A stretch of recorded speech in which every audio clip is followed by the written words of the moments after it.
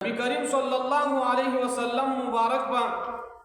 پرو جماعتی کی تعدی یعنی تعدی بے کولا رسول اللہ مبارک با پرو جماعتی کی جلتی کولا حدیث قدسی اللہ تعالیٰ فرمائی ان احب عبادی الی اعجلهم فطرا بے شک پا بندگانو کی ماتا دیر محبوب آکس دے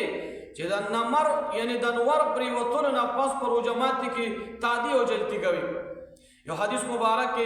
راغلی دی نبی کریم صلی اللہ علیہ وسلم مبارک فرمائی دری خبری اللہ تعالیٰ تا دیر خوخیری اول نمبر پر جماعت کی تعدی کول او دویم نمبر پا پیشمنی کی رستوالی کول یعنی پا آخرانی وقت کی کول او دریم نمبر پا مانزکی دا قیام پا حالت کی یو لاس پا بل لاس پانے کی خودل گورے ندا اللہ تعالیٰ تا دیر زیاد محبوب دی گورے اور نبی کریم صلی اللہ علیہ وسلم مبارک انس ابن مالک رضی اللہ تعالی مبارک فرمائی ویمان رسول اللہ صلی اللہ علیہ وسلم مبارک اس کا لدا سینے دلی دلی چھ آئی در روجماتی نبعیر یعنی دماغام مسکڑی بلکہ اول بے روجمات اکللا او بیا بے دماغام مسکولا اگر چھ دا روجمات اول بدا اوبو پا یو گھٹ پانی اگورے یعنی کو نور بسنو اوبو بدا کرنگی اوبو رسول اللہ صلی اللہ علیہ وسلم مبارک دا اسکلی پکار منگو تاسو لدارا چھ مونگم یعنی روجا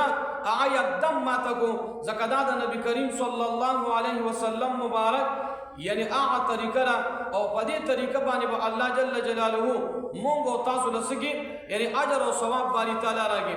زکداد مونگو دا یہودو پامنس کی دا یو پرکتے گوری ہاں پرو جماعتی کی رستوالی کول دا دا یہودو دا نسوانو طریقہ را کلا چنور پا یقینی تور سر ڈوشی بیا پرو جماعتی کی رستوالی کول دا یہودو دا نسوانو طریقہ را نن سبا دا طریقہ چکم دے دا روافظو طریقہ را روایتو کی راضی نبی کریم صلی اللہ علیہ وسلم فرمائی دا دن با ہمیشہ علی برسول اللہ مبارک فرمائی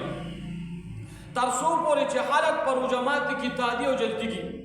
زکا چھ یہود و نسوارا پرو جماعتی کی رستوالی کی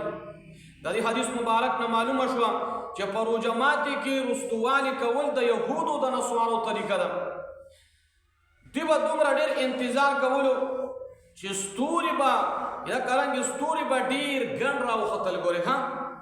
او خبر روحانا شل نو بیا بے رو جماعت تکللا نن سبا دا طریقہ چھ کم دی دارو وپیز وغیرہ کی ہاں نو سوک چھ دا نوار قردیدونا پس پر و جماعتی کی تعدی کبھی نو دا نبی کریم صلی اللہ علیہ وسلم مبارک پا سنت پانی عمل کولی او دا اہل باطلو چکم باطل کم دی اہل باطل داعی مخالفت کبھی